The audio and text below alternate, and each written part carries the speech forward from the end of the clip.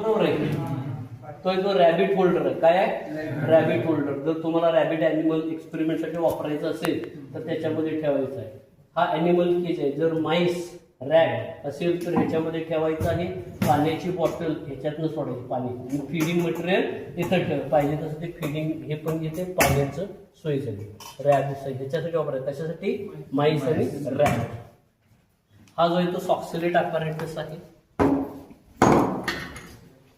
Extraction साठी वापरतो आपण सॉक्सिलेट अपॅरेटस आहे का? हे सॉक्सिलेट अपॅरेटस.